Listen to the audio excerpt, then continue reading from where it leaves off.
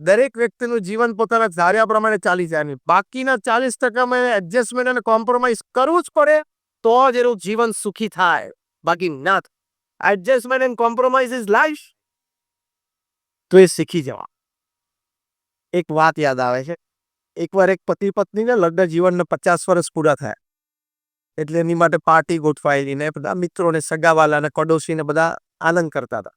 વારાફરતી સ્ટેજ ઉપર આવીને એક એક મિનિટ પોતાના પ્રસંગો આ યુગલ સાથેના કે ભાઈ અમારી આ સ્મૃતિઓ હે. ભાઈ બુદ્ધિશાળી માણસ બેઠેલો મહુવાનો જ હતો લગભગ તો. એને પૂછ્યું કે એક પ્રશ્ન પૂછ્યું એટલે આ યુગલે કીધું હા કારણ કે લગ્ન જીવનને 50 વર્ષ પૂરો થાય એટલે બંનેની ઉંમર 75, 78, 80 ની હશે. એટલે કે તમારું સફળ સુખી લગ્ન જીવનનું રહસ્ય શું? એટલે એના પતિએ કીધું કે સિમ્પલ, અગત્યના નિર્ણયો મારે જ લેવાના, પત્ની માથાકૂટ જ નહીં કરવાની, બોલવાનું જ નહીં વચ્ચે, સ્વીકારી જ લેવાનું, હું કોણ કરી જ નાખવાનું. અને ઓછા અગત્યના નિર્ણય હોય એ હું કહું સારું હતું કે એમ બધા સ્તબ્ધ થઈ ગયા. આવું ચાલે નહીં ચાલે. બીજો બુદ્ધિશાળી એ બેઠો હતો. એને પૂછ્યું કે તમને વાંધો ન તો કા અગત્ય નિર્ણય તમે તમારી પત્ની આ પાડવાનો, કયા નિર્ણયો તમારી પત્ની તમારે આ પાડવાના, ઇધર સ્પેસિફાય તો કરો, લિસ્ટ આઉટ ધ આઇટમ્સ. એટલે એના પતિએ કીધું કે જે ઓછા અગત્યના નિર્ણયો હોય ને જે મારે પત્ની લેવાના મારે માથાકૂટ નહીં કરવાની આ પાડી દેવાનો.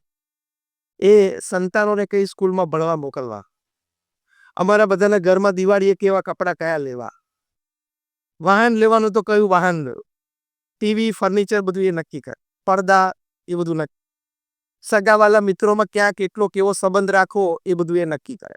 અમે પિકનિકે ટૂર ઉપર ફરવા જવાનું હોય શનિ રવિ કે વેકેશનમાં તો ક્યાં જવું, હોટલ બુકિંગ, ટ્રાવેલ એ બધું એ નક્કી કરે. એટલે આવા બધા ઓછા અગત્યના નિર્ણયો છે મારા પત્ની જ હા પાડે ક્યાં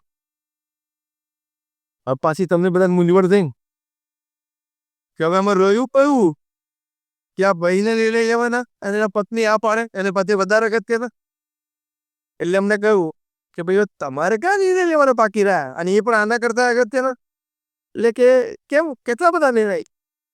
અમેરિકા એ અફઘાનિસ્તાનમાંથી પાછું હટવું જોઈએ કે નહીં, હું કહું ના હટવું જોઈએ, તમારી પત્ની કે તમારો નિર્ણય બરોબર છે, ના હટવું જોઈએ, લો આપણે ચા પીએ. અમેરિકા ઈરાક સાથે યુદ્ધ કર્યું, અત્યારે અમેરિકા ત્યાં હુથી રિબેલ્સ ઉપર યમેનમાં બોમ્બાર્ડિંગ ચાલુ છે અત્યારે છેલ્લા કેટલાય દિવસોથી, તો કરવું જોઈએ જ નહીં. તો હું ધારો કે એમ કહું કરવું જોઈએ, બરોબર નહીં કે આ બરોબર તમારી વાત, લો આપણે નાસ્તો કરવી. એટલે જે નિર્ણયો અમારા ઘરની 4 દિવાલની વચ્ચે અસર પાડે છે એવા અગત્યના ઓછા અગત્યના નિર્ણયો પત્ની લે છે, અને જે નિર્ણયોની અસર વૈશ્વિક છે ને હું લઉં છું. આમાં પણ મર્મ શું છે? એકબીજાને સમજીને સુખે દુઃખે જીવન સાથે પસાર કરવું એ પારિવારિક જીવનનો આનંદ છે. અને સર્વોચ્ચ અને છેલ્લી અગત્યની વાત, આ બધા વિચારો ભાવનાઓ અભિગમની વચ્ચે અધ્યાત્મ છે, સત્સંગ છે, ભગવાન પ્રત્યેની ભક્તિ છે, એ જીવનને સુખી કરે છે. મહાન ભક્તોના જીવનમાં તમે જો આપણા જીવનમાં જેવા નાના મોટા દુઃખ આવ્યા એવા તુકારામના જીવનમાં આવ્યા છે, મીરાબાઈના જીવનમાં આવ્યા છે, ભગવાન સ્વામિનારાયણના વખતમાં સંતો પાર્ષદો હતા એમના જીવનમાં આવ્યા છે, પ્રમુખ સ્વામી મહારાજ અને મહંત સ્વામી મહારાજના જીવનમાં પણ અનેક પ્રસંગો આવ્યા છે. પ્રમુખ સ્વામી મહારાજે જેટલી એમના જીવનમાં સફળતાઓ જોઈ છે એટલી જ નિષ્ફળતાઓ પણ એમને જોઈ છે. એ બતાવ્યું એમને કે જીવનમાં નિષ્ફળતા એક ક્રમ છે. પ્રમુખ સ્વામી મહારાજને જેટલી સમાજમાં પ્રશંસા થઈ છે, પદવીઓ પ્રાપ્ત થઈ છે, કોઈક પ્રસંગો એવા પણ બન્યા છે પ્રમુખ સ્વામી મહારાજના જીવનમાં કે જ્યારે અજ્ઞાત અવસ્થામાં અજ્ઞાની લોકોએ ગેરસમજથી પ્રમુખ સ્વામી મહારાજ અને એમના કાર્યની ટીકા પણ કરી. આ બંને સંજોગોમાં અમે એમને સ્થિર રહેતા જોયા છે કારણ કે બેઝમાં અધ્યાત્મ હતું. પ્રમુખ સ્વામી મહારાજ 1991માં મુંબઈમાં હરકિશનભાઈ મહેતા એમણે બહુ જ મોટા ગજાના પત્રકાર, જન્મભૂમિ પ્રવાસીના એડિટર હતા. એમણે પ્રશ્ન સીધો પ્રમુખ સ્વામી મહારાજને ઇન્ટરવ્યુમાં મોડે પૂછ્યો કે તમે સારું જ કાર્ય કરો છો સમાજ માટે, છતાં સમાજમાં તમારી ટીકા થાય ત્યારે તમે શું વિચારો છો? પ્રમુખ સ્વામી મહારાજ સ્પોન્ટેનિયસલી બોલ્યા, ચહેરા ઉપર એક લકીર ફરી ગઈ. પ્રમુખ સ્વામી મહારાજ બોલ્યા કે જ્યારે કોઈ ટીકા કરે ત્યારે અમને મનોમન વિચાર કરીએ છીએ કે ટીકા કરનાર વ્યક્તિની વાત સાચી, જો સાચી હોય તો અમે સુધારો કરી છીએ. તરત હરકિશન મહેતાએ પૂછ્યું, અને વાત ખોટી હોય તો? પ્રમુખ સ્વામી મહારાજ એમનું હૃદય અમૃત, જે આપણે બધાએ પણ 16 અક્ષર આપણા હૃદય ઉપર આંકી લેવા જેવી વાત છે, એ વિચાર પ્રગટ કર્યો. પ્રમુખ સ્વામી મહારાજ બોલ્યા કે ટીકા કરનાર વ્યક્તિ ખોટી હોય તો અમે એને જવાબ આપવા નથી જતા, એની સાથે ઝઘડવા નથી જતા. પ્રાર્થના કરીએ છીએ કે ભગવાન એમને સદબુદ્ધિ આપે. એ પ્રસંગ અમે ભૂલી અમે અમારા કામમાં લાદી લઈએ. આ જીવનમાં સુખી રહેવાની ચાવી છે, પણ આ લેવલનું વર્તન અને વિચાર અધ્યાત્મ વગર શક્ય નથી. ખાલી પોઝિટિવ થિંકિંગની વાતો થાય ને એમાં આ કક્ષા સુધી ના પહોંચે. તમે ડોલે ડોલે પાણી રેડો અને 10 વીઘાનું ખેતર કંઈ પવાય નહીં. એમાં તો ધોધ છૂટો જોઈએ કૂવામાંથી. એમ આ કક્ષાની સવડી વિચારધારા અને અભિગમ માટે અધ્યાત્મ, ભગવાન સર્વ કરતા હરતા છે. અધ્યાત્મ. કોક તમને પૂછે કે ભગવાનમાં શ્રદ્ધા એટલે શું, તો ભગવાનમાં શ્રદ્ધા એટલે સમગ્ર શાસ્ત્રના સાદરૂપે એક વાક્ય, એ અમારા ગુરુહરિ મહંત સ્વામી મહારાજ કહે છે, ભગવાનને સર્વ કરતા હરતા માનવા. કે મારા જીવનમાં આજ સુધી જે કઈ પ્રસંગો બન્યા, અત્યારે એ મારા જીવનમાં પ્રસંગો બની રહ્યા છે, અને ભવિષ્યમાં મારા જીવનમાં જે પ્રસંગો બનશે એ ભગવાનની ઈચ્છાથી બન્યા, બને છે અને બનશે, અને મારા સારા માટે જ બને છે. અને એવો સવળો અભિગમ હું રાખીશ તો એ મારી પ્રગતિનું કારણ બનશે. આ વિશ્વાસ એ ભગવાનમાં શ્રદ્ધા કહેવાય, કે જે કંઈ થાય છે મારા સારા માટે જ થાય છે, ભગવાન જ કરે છે. તો બહુ જ સુખી અને બહુ જ સ્થિર રહેવાય. અને તમે કહો આવું કેમ કર્યું, તો જવાબ તો કે ઉપરથી આવવાનો નથી. એની કીધા સ્વીકારી લેવાનું મારા સારામાં. આપણે સંતાનોનું ખરાબ ઈચ્છીએ છીએ. આપણે નાના બાળક હોય, દીકરા દીકરી સ્કૂલે જતા હોય, કોલેજ જતા હોય, ભણતા, એનું કોઈ કે ખરાબ થાય એવું આપણે ઈચ્છીએ છીએ મા બાપ તરીકે?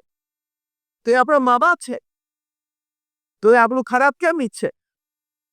એટલે આપણા કર્મ અને પ્રારબ્ધમાં મોટું દુઃખ લખ્યું એ નાની વસ્તુ, જે આપણી કહેવત છે કે સૂર્યનું દુઃખ કાંટે મટારે થોડા પતાવતા હોય, એમ સમજીને સુખી રહેવું. તો એ અધ્યાત્મમાં આ રીતે સુખ છે કે ભગવાનને સર્વ કરતા હરતા માનવા. પ્રમુખ સ્વામી મહારાજના જીવનમાં અનેક પ્રસંગ એવા બન્યા કે સામાન્ય વ્યક્તિ હોય ને એમ ભોંય ખાટે તો અંદર ઘૂસીને મરી જવું એવો વિચાર આવી જાય. આજથી 40 વર્ષ પહેલા લંડનમાં હેરોમાં જમીન લીધી સંસ્થાને, ત્યાં મંદિર કરવું હતું. આજુબાજુના લોકોએ કેસ કર્યો BAPS સંસ્થાની સામે કે આ લોકો રાત્રે 12 વાગ્યા સુધી ઘંટડી વગાડશે, ઢોલ વગાડશે, અમારી પીસ અને પ્રાઇવેસી હણી લેશે, એટલે આને પરમિશન ન મળી છે. કોર્ટમાં કેસ ચાલ્યો અને કેસનો ચુકાદો આવ્યો, ફૂલ એન્ડ ફાઇનલ જજમેન્ટ, કે BAPS સંસ્થા અહીંયા મંદિર નહીં બાંધી શકે. અમે બહુ રજૂઆત કરી હતી દિલ્હી બ્રિટિશ કોર્ટમાં કે તમે ઇન્ડિયામાં આવો, છો અમારા મંદિરો, કઈ રાત્રે 12 વાગ્યા સુધી અમે ગન ને ઢોલ નથી વગાડતા, આજુબાજુ વાળા કોઈ ડિસ્ટર્બન્સ નથી, છતાં એક જજમેન્ટ આવી ગયું. પ્રમુખ સ્વામી મહારાજ વડોદરામાં હતા અને લંડનથી અમારા ટ્રસ્ટી શ્રીઓએ ફોન કર્યો કે સ્વામી આપણે કેસ હારી ગયા. It is a full and final judgement. કેટલો શોક લાગે ને, પોતાનું સપનું પોતાની સામે તૂટતું દેખાય. જબરજસ્ત પીછેહટ હતી પ્રમુખ સ્વામી મહારાજ માટે. આ એ વખતે અમારા વડીલ સદગુરુ સંત પૂજ્ય વિવેક સાગર સ્વામી ત્યાં પ્રત્યક્ષ પ્રસંગ જોયેલો, સામે ઉભેલા. પ્રમુખ સ્વામીના ચહેરા ઉપર એક લકીર ફરી ગઈ.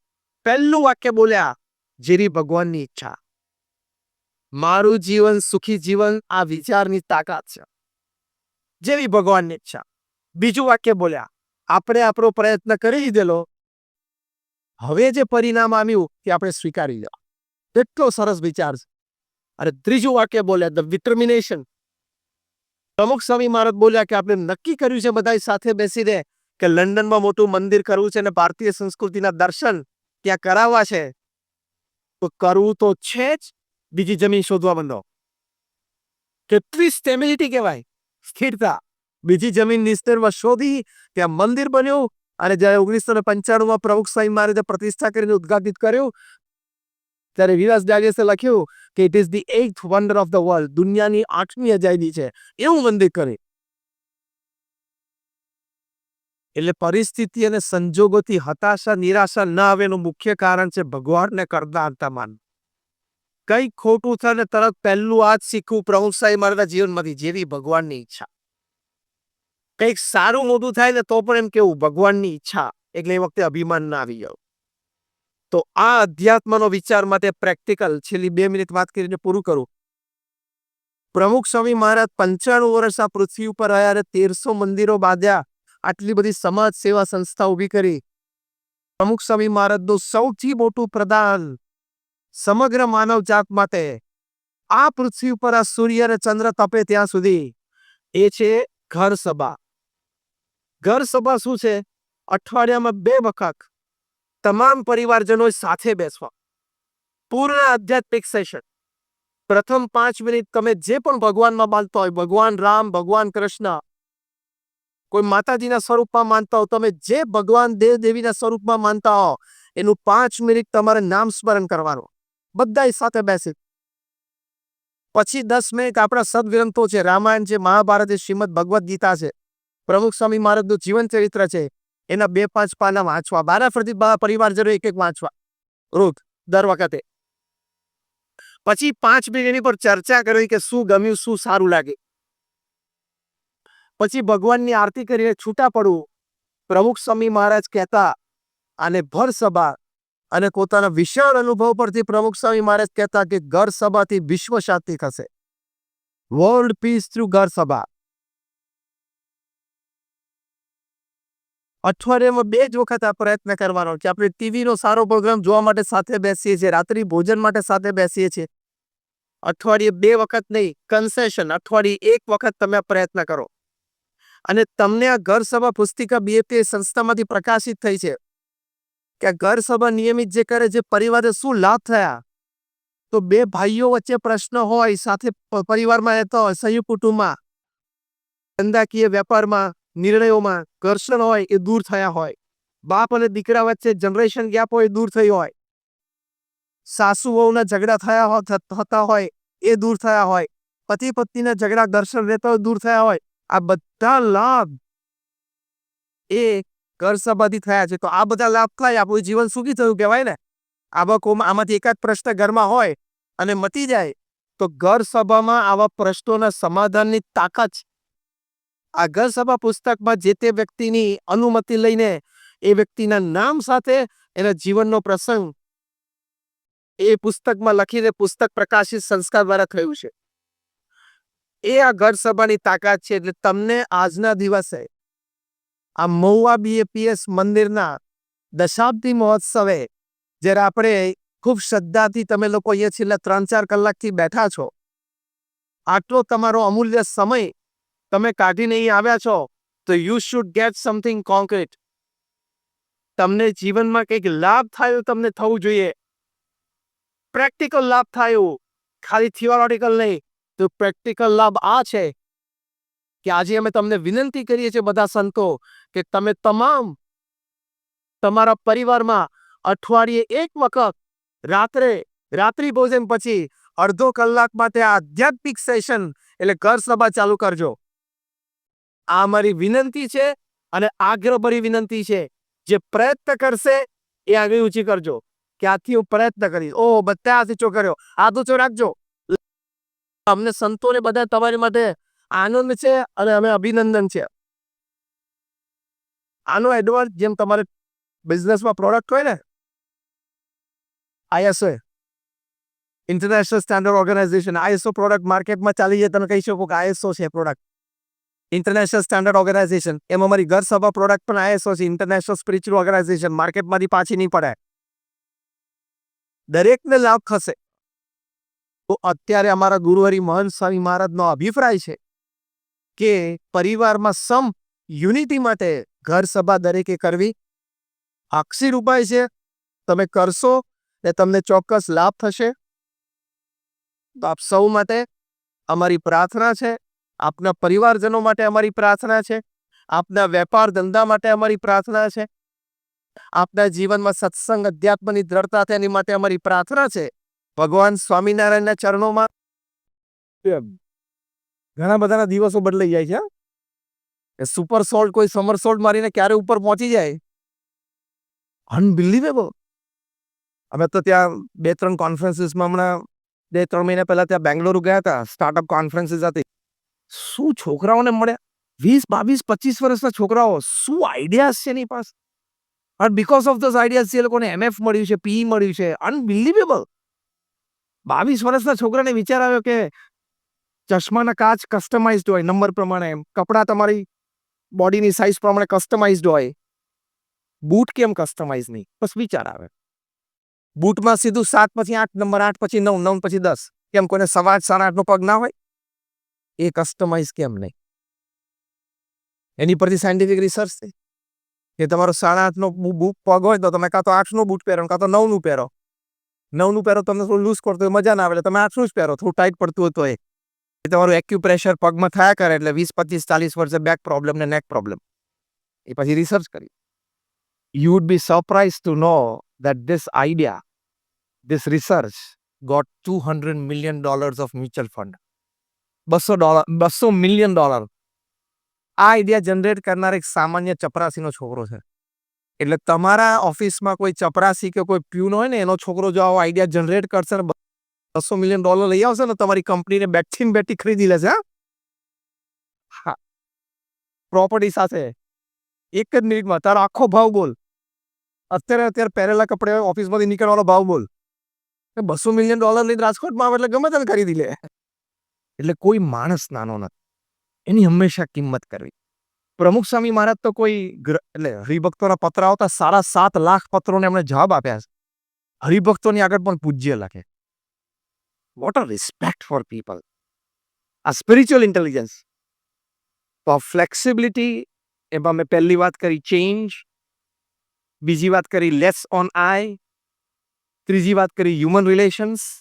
આ બધું ફ્લેક્સિબિલિટીમાં આવે. બીજો સરસ સદગુણ સ્પિરિચ્યુઅલ ઇન્ટેલિજન્સમાં બતાવે છે સેલ્ફ અવેરનેસ, અત્યંત સ્વજાગૃતિ.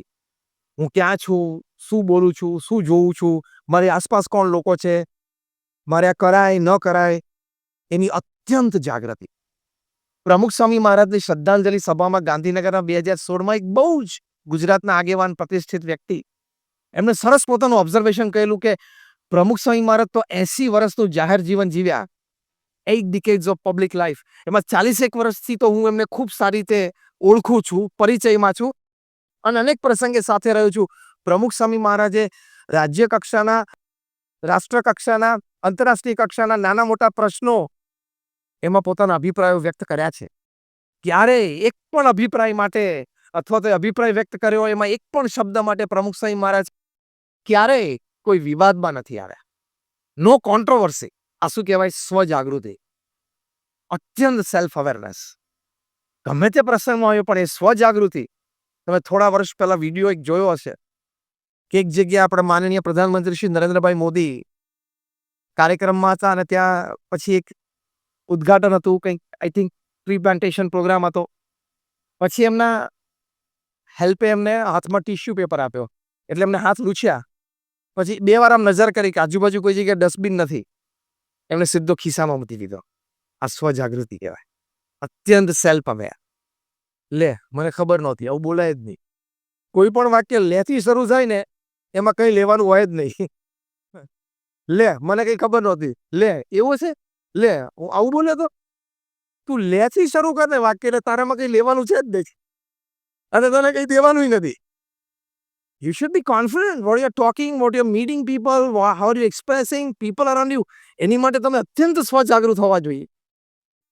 કેનેડાની પાર્લામેન્ટમાં 300-350 પાર્લામેન્ટ્સમાં એનાઉન્સમેન્ટ થયું કે આપણે બધાને વિનંતી કરીએ છીએ કે દરેક સાંસદ પોતાના સ્થાને ઊભા થાય અને પ્રમુખ સ્વામી મહારાજનું બહુમાન કરે. સ્ટેન્ડિંગ ઓવેશન થયું. કેનેડાની ધરતી ઉપર ત્યાંની પાર્લામેન્ટમાં 350 પાર્લામેન્ટેરિયન્સ ઊભા થાય તમારા સન્માન માટે. એ વખતે સેલ્ફ અવેરનેસ બહુ અઘરી છે. તમે અહમમાં આવી જાઓ, એ પ્રવાહમાં તણાઈ જાઓ અને માન સન્માનના સ્વાદમાં તમે ગરકાવ થઈ જાઓ. પ્રમુખ સ્વામી અત્યંત સ્ટેબલ.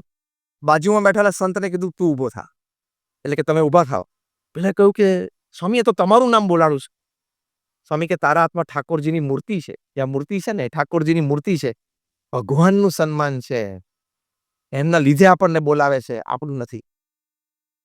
આ કોન્શિયસ રહેવું એ વખતે અગેન ઇન વન લાઈન, કેનેડાની પાર્લામેન્ટમાં 350 એમપીસ તમારી સામે તમારા સન્માન માટે ઊભા થયા હોય અને પછી તમારી નામની જાહેરાત થાય એ વખતે તમને આ કોન્શિયસનેસ આવી, પોસિબલ જ નથી. અત્યંત સ્વજાગૃતિ. તમને અત્યારે બોલિવૂડના 5 નામ પૂછ્યું ને તમે મને 10 આપશો. હું નાના જ આંકડો બોલું છું, તમે વધારે આપશો, પણ સામાન્ય દ્રષ્ટાંત આપું છું. હું તમને 5 ક્રિકેટરના નામ પૂછું ને તમે 25 આપશો. ચલો, એ માહિતીની દ્રષ્ટિએ અથવા જાગૃત નાગરિક તરીકે કંઈ ખોટું નથી.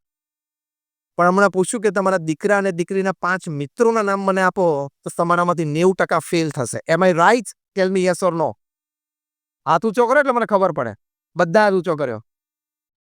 તમે પેલું ન જાણો એવું નથી કહેતો. માહિતીના ભાગરૂપે, એક જાગૃત નાગરિકના ભાગરૂપે સમાજમાં શું ચાલી રહ્યું છે જાણવા કરવું જોઈએ.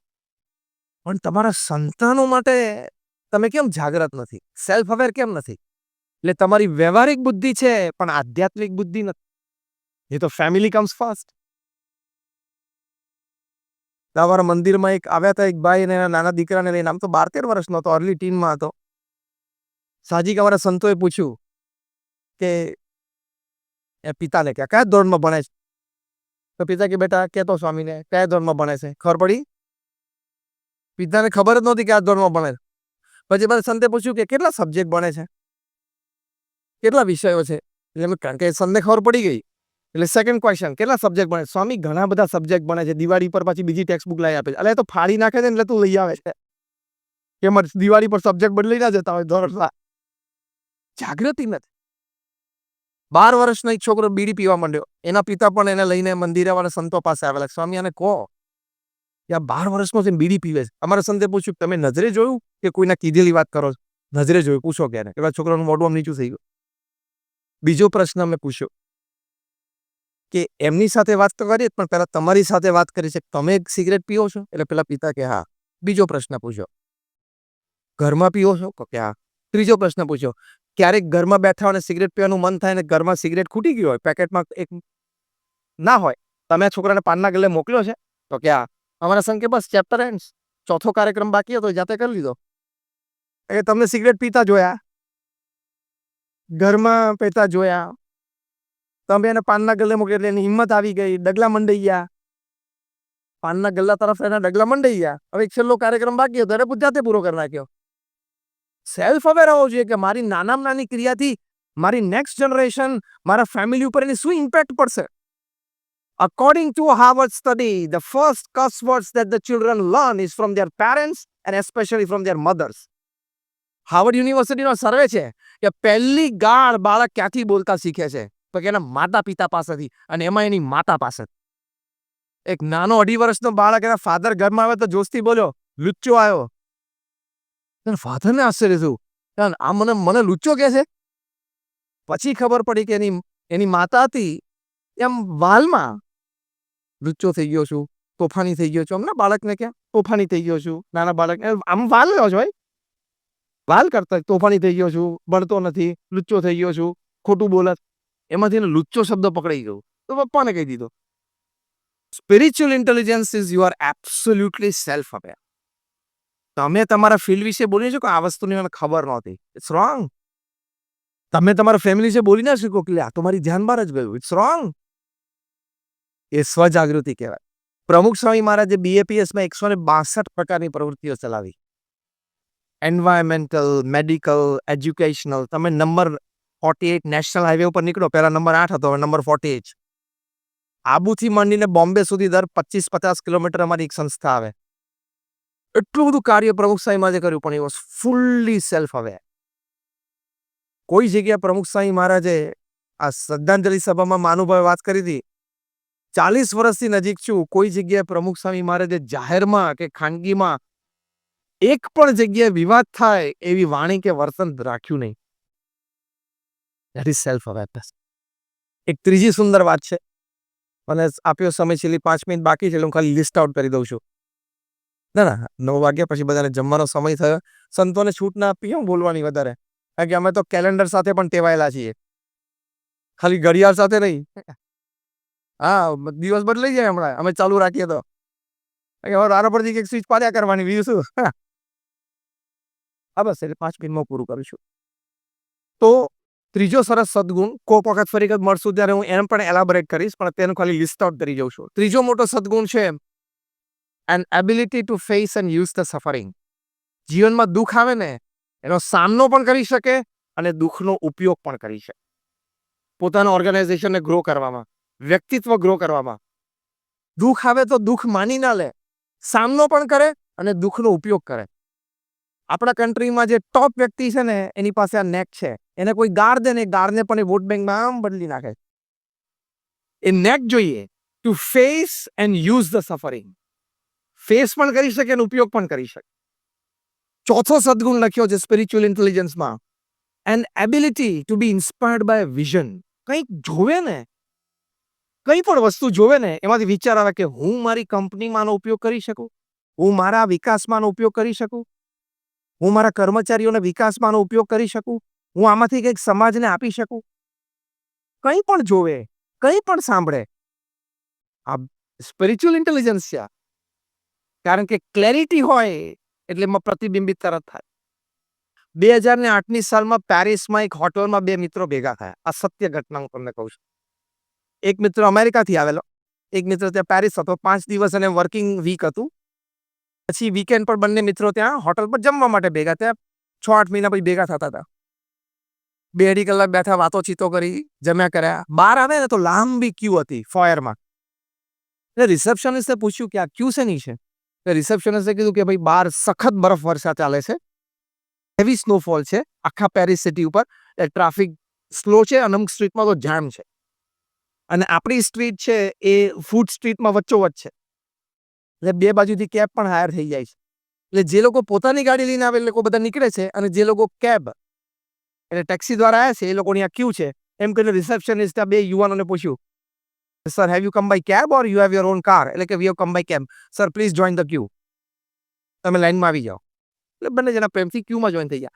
જે રીતે ક્યુ મૂવ થતી હતી ને એની પરથી ખબર પડી કે આ 2-2.5 કલાક આપણે અહીંયા બેસવાનું જ છે. આ પરિસ્થિતિમાં આપણે હોઈએ તો શું કરીએ? એમ મોબાઈલ ખોલીએ, વોટ્સએપ ખોલીએ. કારણ કે સ્નોફોલ બહાર હતો એટલે બીજું કંઈ ચાલવાનું તો થતું, ચાલતા જવાયું હતું નહીં. ચલો એનોય વાંધો નથી. કોઈ ઈમેલ ખોલે, 2-4 ઈમેલનો જવાબ આપવાનો હોય કરી આપે. કોઈ ઉત્સાહિત આમ ગોળ ફરીને ક્યુ સાથે એક સેલ્ફી લઈ લે અને પછી પોસ્ટ કરે અને લોકો બધા ઓ હા ઇમોજી બધી આવવા માંડે. પ્રતિબિંબિત તરત થાય. 2008ની સાલમાં પેરિસમાં એક હોટલમાં બે મિત્રો ભેગા થયા. આ સત્ય ઘટના હું તમને કહું છું.